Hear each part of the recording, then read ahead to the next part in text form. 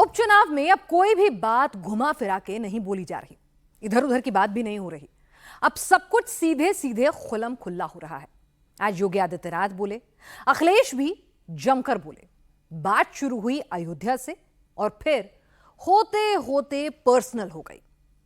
UP में अब योगी बनाम अखिलेश की जुबानी जंग शुरू हो चुकी है। योगी का एग्रेशन है तो अखिलेश का डिफेंस बता रहा है कि यूपी में 4 जून वाली बाजी अब समाजवादी पार्टी के हाथ से कुछ निकल रही है। माफियाओं के सामने नाक रगड़ने वाला व्यक्ति, दंगाइयों के सामने घुटना टेकने वाला व्यक्ति आज भारत की संत परंपरा को माफिया कहता है। ये उनके संस्कार हैं। बबुआ अपने घर के बाहर नहीं निकलता था। बबुआ 12 बजे सो के उड़ता था और प्रदेश की जनता पिसती थी। माफिया समानांतर सरकार चला करके अराजकता और गुंडागर्दी का एक और तांडव करते थे। अपनी हिंदू विरोधी मानसिकता के लिए जाने जाने वाली समाजवादी पार्टी को भी परेशानी होने लगती है, क्योंकि अंधेरे में रहने के अभ्यस्त हैं, डकैती डालते हैं, तो अंधेरा इनको चाहिए। जो लोग देखते ही कहते हैं ठोक दो, कम से कम उस एसटीएफ को ये नया काम देना चाहिए कि गीदड़ों को भी ठोक दें। जैसे कुत्ते की पूंछ सीधी नहीं हो सकती, वैसे ही ये समाजवादी पार्टी के दरिंदे जो बेटियों की सुरक्षा के साथ खिलवाड़ कर रहे हैं, ये कभी ठीक नहीं हो सकते। अखिलेश यादव के नहले पर योगी आदित्यनाथ का दहला। अखिलेश बादशाह चलते तो योगी इक्का लेकर आते हैं। आर पार अब सीधे सीधे तकरार। योगी के सामने अखिलेश ने पहले अवधेश प्रसाद को उतारा। अवधेश प्रसाद टिक नहीं सके। अखिलेश ने योगी के सामने विधानसभा में माता प्रसाद को गद्दी पर बैठाया, नेता प्रतिपक्ष बनाया। माता प्रसाद भी योगी के सामने खड़े नहीं हो सके। शिवपाल यादव पहले ही परिवार में साइडलाइन हो चुके हैं। यूपी में योगी आदित्यनाथ को रोकने वाला, उनकी बराबरी करने वाला अखिलेश यादव के पास कोई नेता नहीं है। जिस चीज से अखिलेश यादव बच रहे थे, आखिरकार वो काम उन्हें करना पड़ा। सीधे सीधे face to face Yogi Adityanath से टक्कर लेने आना ही पड़ा। ये चाचा भतीजे की जोड़ी हो या फिर 2 लड़कों की जोड़ी, ये लोग अराजकता फैलाने, गुंडागिर्दी की हदों को पार करने की स्थिति में आज दिखाई दे रहे हैं। और इसीलिए मैंने कहा ना, जैसे लगता है औरंगजेब की आत्मा इन लोगों के अंदर घुस गई है और फिर से इनको हिंदू विरोधी आचरण के लिए उनको फिर से प्रोत्साहित कर रही है। देखिए, जितना हमने पढ़ा है या जितने यहां लोग बैठे हैं जिनको जानकारी होगी, उन्होंने कहा कि सपा और कांग्रेस भस्मासुर हैं। देखिए, भस्मासुर 2 नहीं हो सकते हैं। बीजेपी अपने भस्मासुर को ढूंढ रही है। अभी देखिए, हरियाणा हारेंगे, महाराष्ट्र हारेंगे, जहां जहां चुनाव होंगे वहां बीजेपी हारेगी। कम से कम बीजेपी को अपना भस्मासुर तो ढूंढना चाहिए। 4 जून के बाद अखिलेश यादव की समाजवादी पार्टी की लाइन सीधे टॉप गियर में ऊपर भाग रही थी। अखिलेश को लग रहा था कि उनका टाइम आ गया है। लखनऊ छोड़िए, सीधे अब दिल्ली की बात होगी। लेकिन पिछले 2 महीने में योगी इस लाइन को छोटी करते जा रहे हैं। परेशानी पाकिस्तान भारत का दुश्मन है, उसको तो होती है, लेकिन अपनी हिंदू विरोधी मानसिकता के लिए जाने जाने वाली समाजवादी पार्टी को भी परेशानी होने लगती है, क्योंकि अंधेरे में रहने के अभ्यस्त हैं, डकैती डालते हैं, तो अंधेरा इनको चाहिए। इसलिए इन्होंने सर्वत्र यही काम किया है। 10 सीटों पर होने वाला उपचुनाव पूरी तरह अयोध्या पर आकर टिक गया है। पूरे चुनाव का पॉलिटिकल एपी सेंटर मिल्कीपुर बन गया है। उपचुनाव में जो मिल्कीपुर का नतीजा होगा, जिसकी जीत होगी, उसे ही 2027 में अयोध्या का आशीर्वाद माना जाएगा। अखिलेश यादव ने अयोध्या का जिम्मा पहले अवधेश प्रसाद को सौंपा, लेकिन 2 महीने बाद जब मिल्कीपुर की इंटरनल रिपोर्ट अखिलेश के पास पहुंची, उसमें योगी का ग्राफ सबसे ऊपर निकला और अखिलेश को अब मजबूरी में ही सही योगी से आमना सामना करना पड़ा। और मुख्यमंत्री जी के स्टेटमेंट कुछ अलग तरह से आ रहे हैं।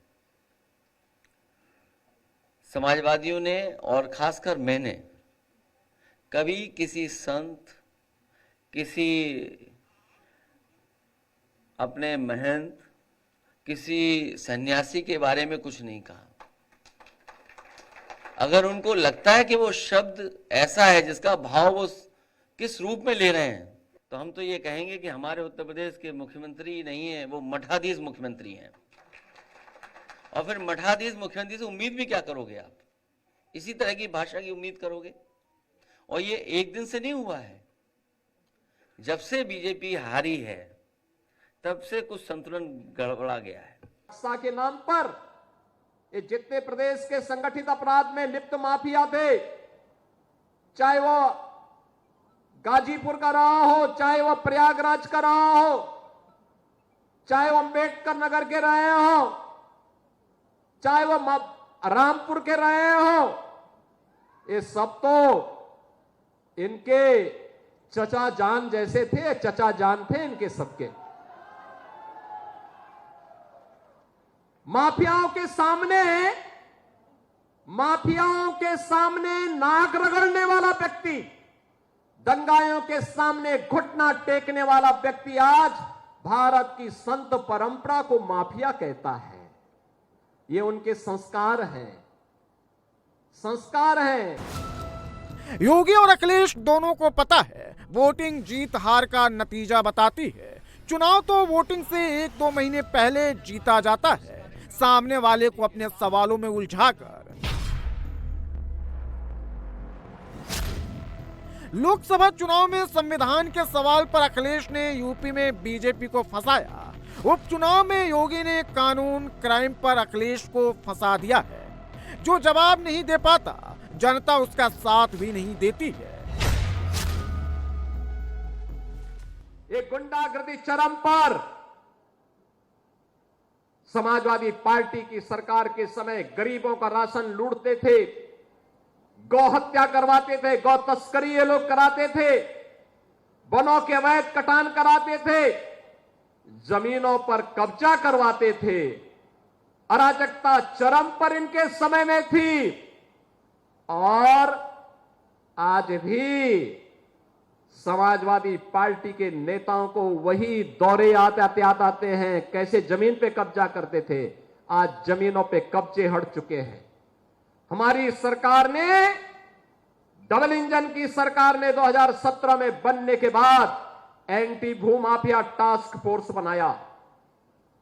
समाजवादी पार्टी के भूमाफिया और गुंडों ने जो जमीनें कब्जा की थी, 64,000 हेक्टेयर लैंड को इनके कब्जे से मुक्त कराया। गरीबों की जमीनों पर कब्जा करते हैं, अराजकता फैलाते हैं, देशद्रोही तत्वों को अपने राजनीतिक स्वार्थ के लिए प्रश्रय देते हैं, अराजकता फैलाते हैं। और इसीलिए मैं कह सकता हूं बहनों और भाइयों कि जैसे कुत्ते की पूंछ सीधी नहीं हो सकती, वैसे ही ये समाजवादी पार्टी के दरिंदे जो बेटियों की सुरक्षा के साथ खिलवाड़ कर रहे हैं, ये कभी ठीक नहीं हो सकते। इनके लिए तो कानून के दायरे में ला करके इन पे शिकंजा कसना पड़ेगा। और हमारी सरकार वही काम कर रही है इनके साथ में, जिसके ये पात्र हैं। योगी के सवाल से बचने के लिए अखिलेश अयोध्या वाला नया सवाल लेकर आए हैं। जमीन घोटाले से लेकर नए आरोप लगाए हैं। लेकिन अखिलेश यादव और योगी आदित्यनाथ में यही फर्क है। अखिलेश यादव अयोध्या का मुद्दा लखनऊ में बैठकर उठाते हैं, योगी आदित्यनाथ उसका जवाब अयोध्या में जाकर देते हैं। अखिलेश मीडिया के सामने आरोप लगाते हैं, तो योगी मिल्कीपुर में जनता के सामने उसका पूरा सच बताते हैं। अयोध्या का दीपोत्सव तो अयोध्या के मंदिरों में, अयोध्या के घाटों में जब दीप जलते हैं तो परेशानी दो लोगों को होती है, एक सपा मुखिया को और दूसरा पाकिस्तान को। इन्हीं दो लोगों को परेशानी होती है, क्योंकि इन्हें मालूम है कि अयोध्या में जलने वाला एक एक दीप अयोध्या ही नहीं, प्रदेश और देश को तो रोशन करेगा, लेकिन जो मानवता के लिए कैंसर बन चुका है ये पाकिस्तान, इसका नेस्तनाबूद भी करने की सामर्थ्य रखता है। अखिलेश यादव मिल्कीपुर को अवधेश प्रसाद की जाति गणित के भरोसे जीतने की फिराक में है, लेकिन अवधेश प्रसाद की बॉडी लैंग्वेज बता रही है मामला फंस गया है। पूरी तैयारी है, पूरी तरह से भारतीय जनता पार्टी साफ होगी और इस बात का संकेत और संदेश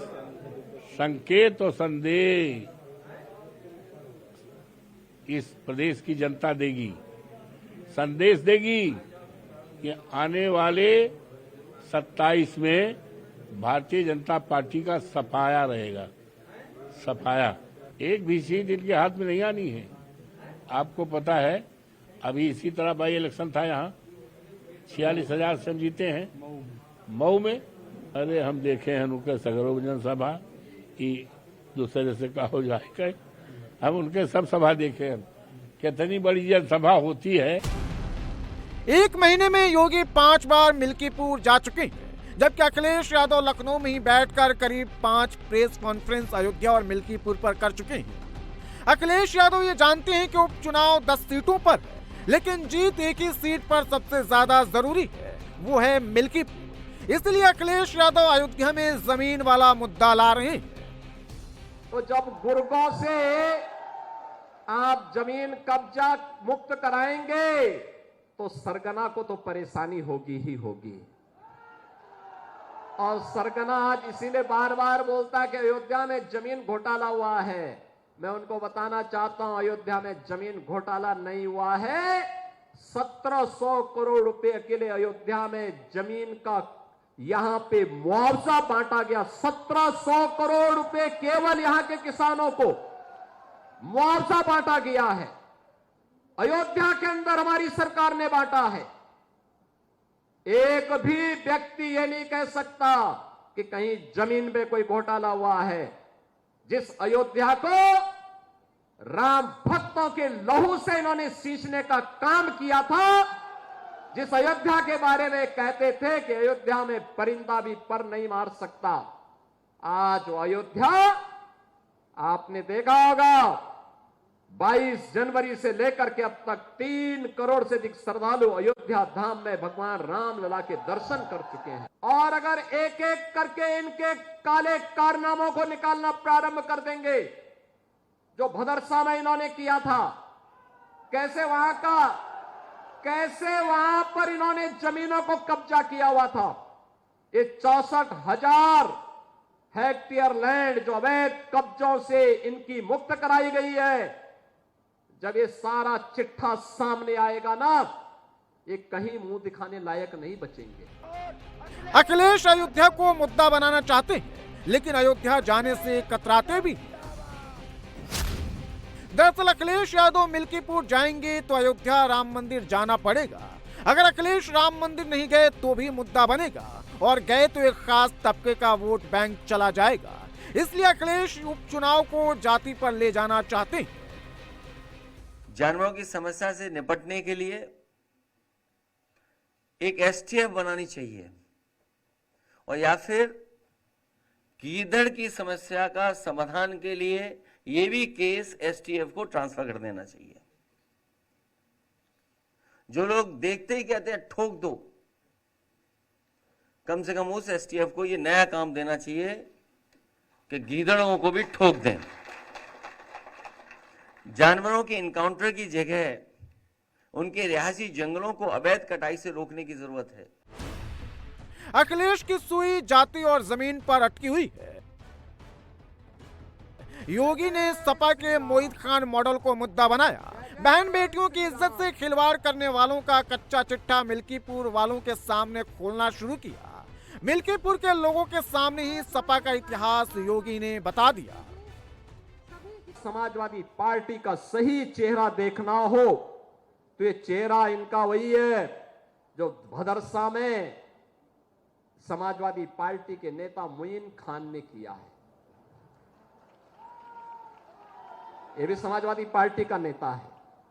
कन्नौज में इनका एक नवाब सिंह यादव है, उसने भी एक बेटी के साथ इसी प्रकार का व्यवहार किया है, इसी प्रकार का कृत्य किया है।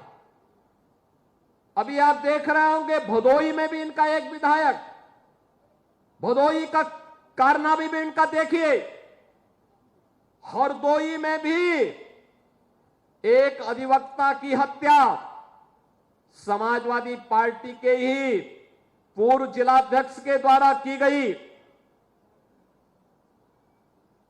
एक बालिका के साथ अलीगढ़ में, मऊ के अंदर भी इनका एक नेता इस प्रकार के दरिंदगी की में शामिल पाया गया और इनका एक विधायक पूर्व बन चुका है, उसके द्वारा भी कानपुर में इसी प्रकार के कृत्य किए जाते थे।